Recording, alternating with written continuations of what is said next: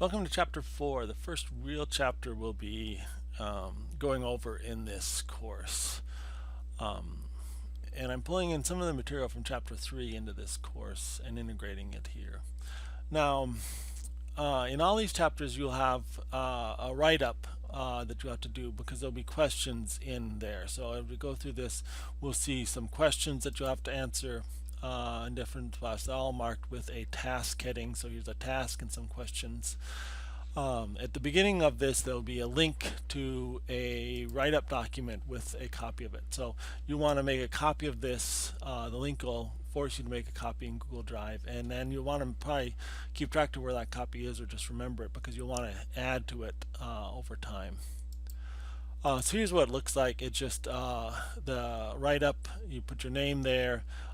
Each chapter, if we have multiple chapters, will have its own section. There'll be a spot where the questions will be, and then a spot for an answer that you can type in, and then just an idea of how long an answer is. Again, I don't want these terribly long, so often I wanted you just to put a sentence or something here just to show that you are kind of paying attention to this learning area. So these are more designed to help you keep track of your own learning and your own materials as you go, but you will have to share this with me and then generally create a shareable link here, and then you'll submit that in for the assignment. Okay, so that's the general structure for these notebooks. So let's go over this material. So this is tied with chapter 4 of the textbook here, talking about training modules, and basically this looks at some logistics models and how that works for this. So the first, some regression models and how that works. The first thing we looks at linear regression, and again, we're not going to go over linear regression more, really. Hopefully, you've covered that somewhat, and so the idea is just we're going to use linear regression and try to do it. So again, these equations for defining what a linear regression is, we're not going to worry too much about it. We're basically going to just focus on data and how linear regression allows us to plot a trend line within that data. So what I've done with the notebook is taken some of the important code from the textbook and put it in the notebook. So let's go through here. We'll talk about this iris data, and we'll be using this throughout the text. So this introduces this iris data set, which is a common data set we use a number of times throughout this course. Section 0 here does some introduction, basic stuff, imports the libraries you want. So again, with Jupyter Notebooks, I can click on this key to run these code things. So that again, this is a text cell and this is a code cell. So these are the two types of cells here, and I can add more cells if I want. So I can always add another code cell here if I want to type in my own little code here. Print hello world. So I can hit this run button here. So now up here I've run these cells. You can also just click on a cell and hit Shift Enter. So I often hold down Shift and just will hit Enter and just run through this code. So now this is bringing in all of our data, the iris data set from a spot in GitHub, and then just printing out the first part of that data set. So this is just column data, tables kind of data. So each one of these IDs is a different flower. This is the measurements of its sepal and petals, and this is the type of flower it is. So let's go over this section on linear regression there. And again, we're going to be plotting this data and looking at a trend line. So this just kind of shows two characteristics of it: the sepal length and the petal length. Plots them both out for a bunch of flowers, and then plots a trend line here. Then we'll try to figure out what that trend line is through this. So again, it introduces this concept of how we perform linear regression here. And so creating a linear regression, fitting it to the data model, and then printing out the y-intercept and values like this, and predicting what a new value is. So I've got that code in here.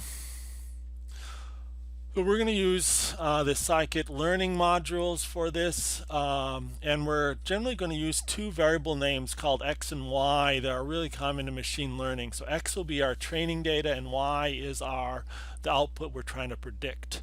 So in this case it's really simple. We're going to just try to use the pedal length to see if we can predict the sepal length for this. So again, here we're creating a linear model and we're fitting it to our data. We're calling this fit method with x, which we set to the pedal length, and y.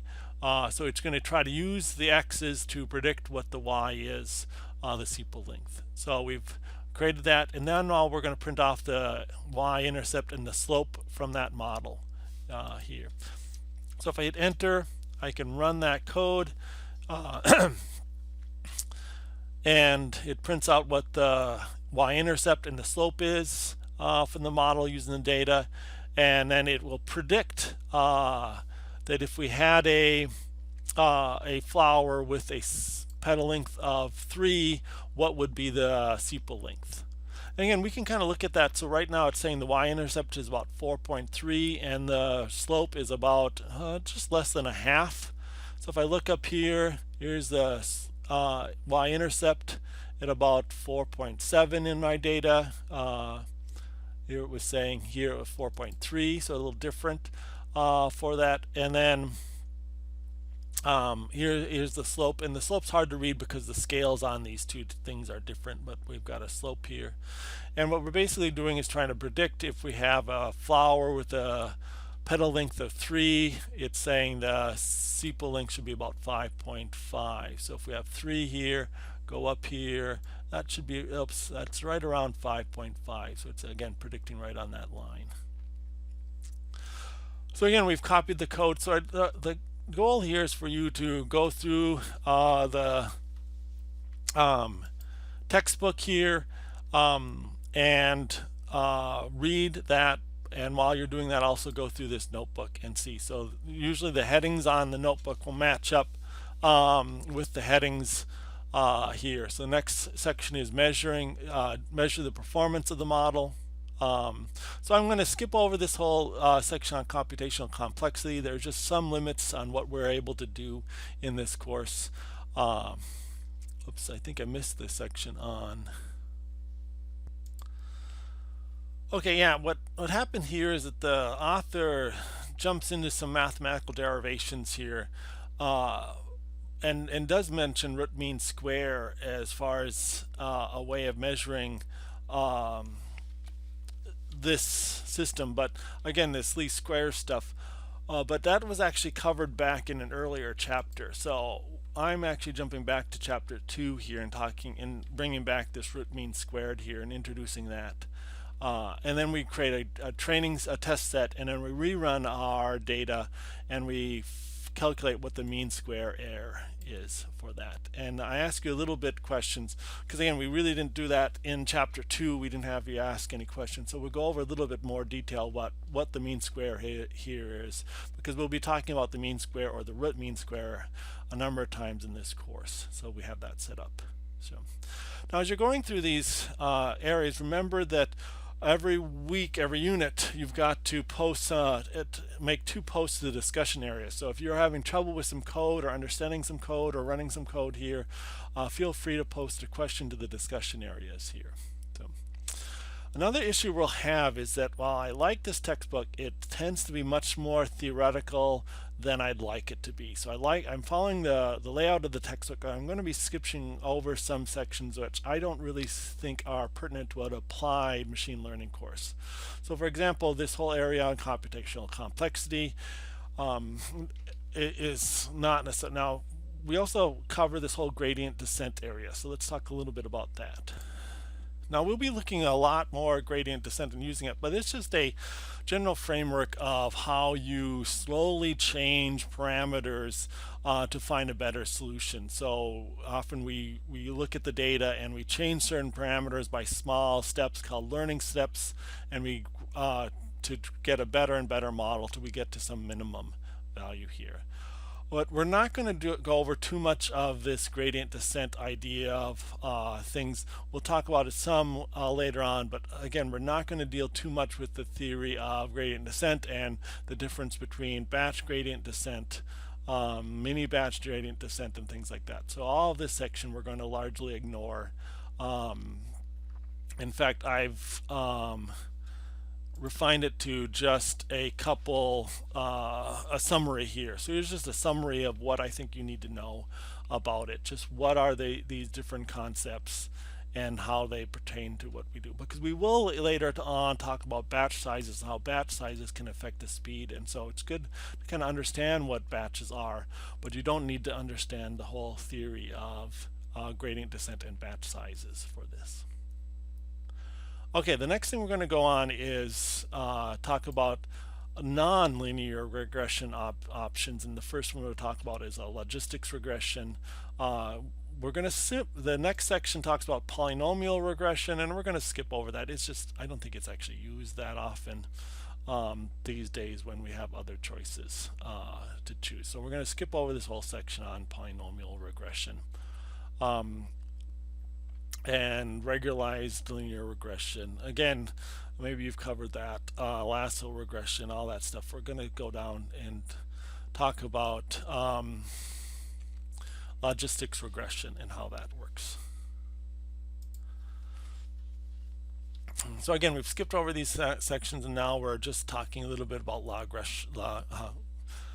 logistics regressions. So generally with regression, you're using it to predict a number, often a decimal floating point number value. So like we're trying to predict the price, housing price, or the width of an iris flower's petal or something, like some number. But it can also be used for categorizing, and so we will look at a lot of classification problems here, and we'll look at that. So in this case, we've got a set of flowers, and we want to try to figure out which type of flower there are. There's 3 types of flowers, 3 classes of flowers, and so how can we predict what type of flower that is? So this iris database is set up for classification also, so we can look at that. So this just shows you how to set up the code for classification here. So we're just going to look at the petal width as our input, and then our species is what we're going to print out. And again, we're going to start with what is this called a binary classifier. We're just going to see yes or no, do we think it's this species? So there's this Irish Virginia, and we're just trying to figure out if this iris, if given a petal length, do we think it's this species or not here. And again, this follows along with this idea of training this. And again, a lot of this stuff, logistic regressions and logistics functions, we don't necessarily need to worry about. Here where it does introduce our iris database here and our pictures of that. And here is where we're actually loading in the data set and setting up our data for this and making a prediction. And again, what we see is that here are different flowers, different petal widths, and these are these Virginia, so these are the Virginica flowers up here, and these are the other, there's 2 different species, one with smaller petals and one with slightly smaller petals. And the question is that at what point when you see these, there's an overlap here, do you decide that this flower should be a Virginica or a not Virginica? And so we do that calculate, or this process we'll learn that looking at all the data and try to figure out what's a good value for this. And again, I don't duplicate this code exactly. I duplicate it somewhat. I'm actually using, they have slightly different code in the GitHub repository for this textbook, and I'm using some of that, but I've also simplified it somewhat in a more standardized way. So again, here's our code, and I put some comments here. We set up some testing and training data. So again, X is always going to refer to our data we're feeding into the model, and Y is what we're predicting. So here, in this case, Y is the species and X is the petal width here. And then we're dividing our data into some for training and some for testing. So we have X for training and X for testing, Y for training and Y for testing. Then we set up our logistics model, and so this is the heart of this whole thing. This does almost all the work. We define our logistics model, and then we train it on our data here. This fit one runs through training. Right now, this fit method will just take a sec to run. So if I run this, it'll just take a second to run and display things here. Later on, when we get to more complicated things, this fit function will actually take hours to run. But for now, we have simple models, so this will run quickly. Then we're doing some plotting of the probability here, and then we're using it to predict. We're taking all of our test flowers that we set aside for testing and predicting what they are, and then we're calculating the mean square error of that information. And then we're trying to do some predictions that, let's say if we have a flower of this size or this size petal, predicting the results. And again, it's predicting binary, either 1 or 0, that it is this flower or not. So I walked you through this kind of code. And then it talks about how to use Softmax regression to predict a whole set of functions. And again, we don't have to worry too much about the derivation of how Softmax works or how that works. We're just going to use that. So we're going to divide our flowers into a set of 3 different species. And again, the code for that, so here's our Softmax regression. So now we're going to use all 4 features of the flowers, and then we're just going to predict the species. So the X is all the features and the Y is the species of the flowers. We're going to break it up into testing and training data for both. And here's again the heart of our whole model.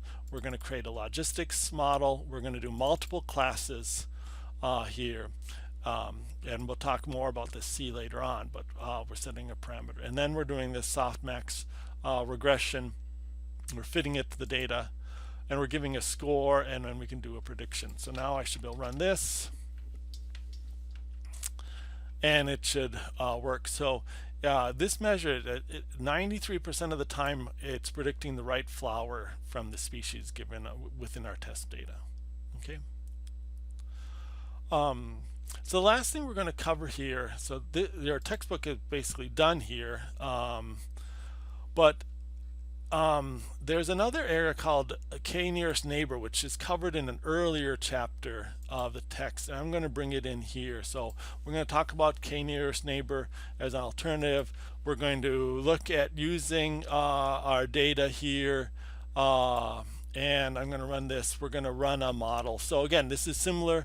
We set up a KNearest Neighbor classifier, we trained it on the data, and we predict the accuracy. So this has a 96% accuracy. So it gets 96% of the flowers well. And then we do a simple prediction. So again, since I did mention KNearest Neighbor earlier in one of the chapters, but they didn't do it here, I wanted to just bring it here so that we can see the code because it's very similar to that. Okay, so that's chapter 4. Make sure you go through these questions and answer them in the write-up for this.